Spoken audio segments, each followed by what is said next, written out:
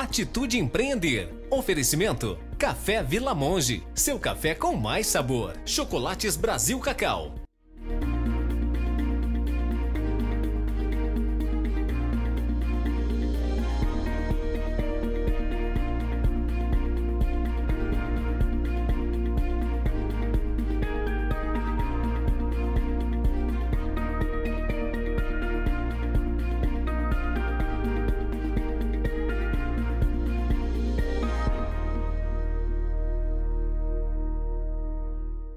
Olá, sejam todos muito bem-vindos ao programa Atitude Empreender. É uma honra ter a sua audiência e hoje nós vamos entrevistar a Ana Paula Gonçalves Tranche.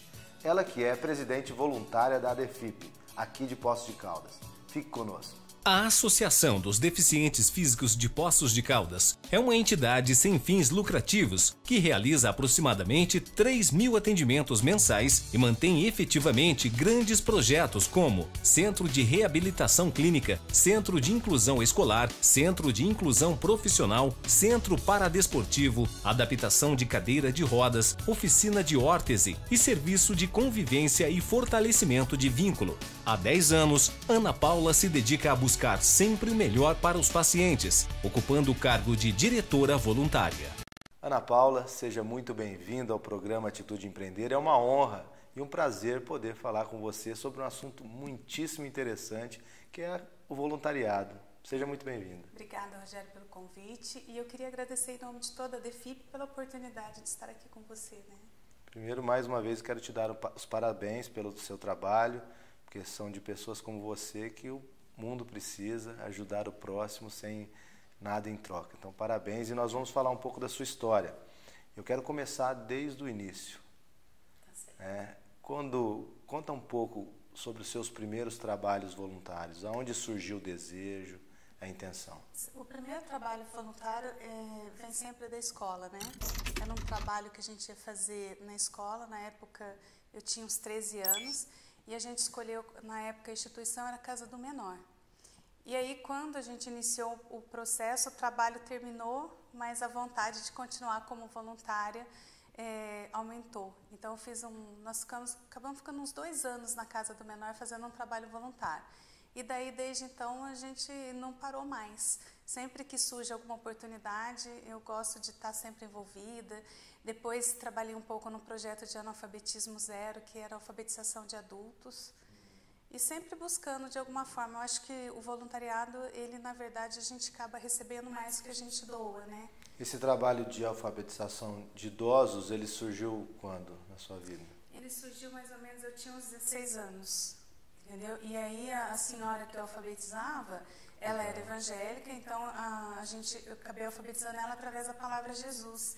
E foi um aprendizado, acho que mútuo. Eu aprendi com ela, ela aprendeu comigo.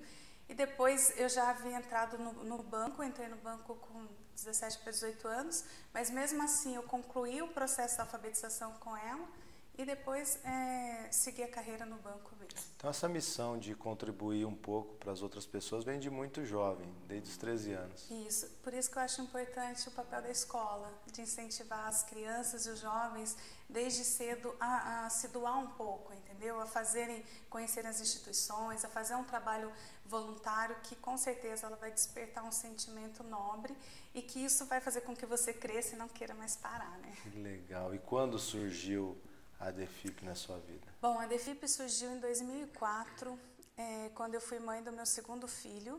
Eu sou mãe de 2 filhos, o Caio, que vai fazer 18 já, o Gustavo, de 13.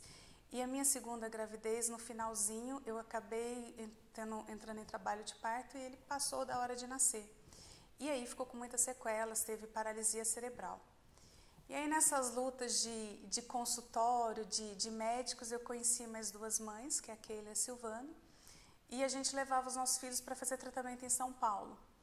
E aí eu comecei a observar um modelo de atendimento que era em São Paulo, num grande centro de reabilitação, e que não tinha aqui em Poços. E ao mesmo tempo, vivenciando a dificuldade de sair com a criança até São Paulo, então a gente ia de van, e às vezes ficava o dia inteiro para ter 1 hora de atendimento. E aí, quando voltava, a criança tinha que internar, porque tinha problemas respiratórios, e acabava que perdendo todo o trabalho que era feito. E aí a gente começou, então, a sonhar. E a gente gosta de falar que um sonho sonhado sozinho é só um sonho, né? E a gente começou a pensar na possibilidade de por que não ter aqui em Poços. E aí a gente teve a ideia de criar um centro de reabilitação aqui em Poços. Antes era um sonho de mães mesmo. E aí foram vindo outras mães para sonhar com a gente. E aí nós fomos convidados pela uma professora nossa, ou na verdade uma psicóloga, Fabiana, para bater um papo na PUC. E aí a gente falou desse sonho e surgiu a ideia de fazer um abaixo-assinado. E os alunos da PUC, na época de psicologia, nos apoiou. E aí a gente foi para a rua. Em 2 meses a gente colheu em torno de 27 mil assinaturas. Que aí a gente queria mostrar tanto para o poder público quanto para a sociedade que precisava ter um centro de reabilitação aqui em Poços. E nesse colher assinatura a gente conheceu a DEFIP, que ela já, na verdade, a DEFIP, ela tem 29 anos de existência em Poços de Caldas. Só que ela fazia um trabalho voltado mais para a parte assistencialista, de acompanhar a pessoa com deficiência, entrega de cesta básica, não tinha um centro de reabilitação. E aí, quando a gente apresentou o projeto, o seu Vlad, saudoso seu Vlad, que era o presidente, aí ele nos convidou para, então, fazer parte da DEFIP. E aí unir, né? E aí eu falo que foi um encontro mágico, porque nós mães, a gente queria assim um projeto pensando só nos nossos filhos e esqueciam que eles iam crescer. E eles, adultos, que eram pessoas com deficiência também, tinham esquecido que tinham sido criança e pensavam num projeto só para adultos. Entendi. Então eu falo que foi um encontro mágico. E aí vocês, então há 10 anos, já existia há 19 anos... Isso. É a DEFIP e você então entrou na vida dessa instituição. Há 10 anos. Agregando outros valores, esse centro de reabilitação. Aí nós iniciamos lá, a DEFIP tem uma sede muito pequenininha na Vila Cruz, eram 3 cômodos, mas a gente precisava iniciar o trabalho. E aí a gente iniciou com uma equipe de profissionais totalmente voluntários na época. Então nós tínhamos uma terapeuta ocupacional, uma psicopedagoga, uma fisioterapeuta e uma fono. E elas eram voluntárias. E a gente atendia 23 crianças, porque também não cabia, não tinha condição de ter mais. E daí a gente foi mostrando os resultados para o poder público. Até que em 2009 a gente conseguiu um espaço dentro da Secretaria de Saúde. E aí já dentro do espaço da Secretaria a gente já deu um salto de 23 pacientes, eram 23 atendimentos, já para 120 pacientes. E aí já a equipe já aumentou, aí conseguimos fechar na época um convênio com a prefeitura para pagar parte dos profissionais. Aí a gente já começou então a ampliar esses atendimentos. Então o esforço foi gigantesco em prol dessa... Muito. E em que momento você se tornou a grande comandante desse projeto? A presidente voluntária? Quando o seu Vlad convidou a gente para estar participando da diretoria, eu entrei como vice. E eu aprendi muito com ele, que era uma pessoa, eu falo que era extremamente humana, sabe, e competente. E ele teve paralisia infantil na infância dele, mas ele se formou contador, sabe, era uma pessoa de uma sabedoria incrível. E aí, em 2000, tem mais ou menos uns 4 anos... segundo mandato, 4 anos ele se adoeceu. E aí eu tive que assumir então de vice para a presidência porque ele estava sem condição de saúde. Você tomou as rédeas desse projeto. E aí 6 meses depois já foi a eleição, eu já assumi como presidente. E me diz uma coisa, as pessoas envolvidas nesse projeto normalmente, elas têm dentro das suas famílias casos específicos nesse sentido? Como é que você vê essas pessoas que são voluntárias? Sim, geralmente o voluntário, ele te convida a você fazer quando você vivencia aquilo, né? Hoje, graças a Deus, eu acho que os tempos mais modernos, a necessidade do ser humano de querer fazer a diferença, vem mudando um pouco isso. Mas até então, geralmente você procurava ser voluntário naquilo que você vivenciava, né? E a DEFIP não foi diferente. Então, a diretoria ou eram pessoas que tinham algum tipo de deficiência ou que tinham algum familiar com deficiência. Hoje, dentro da nova proposta que a gente tem, até dentro do estatuto da instituição, a gente consegue trazer pessoas que não estejam ligadas com a deficiência, mas que querem fazer a diferença pela causa. Que eu acho isso muito bacana também. Muito bacana. Eu penso que falta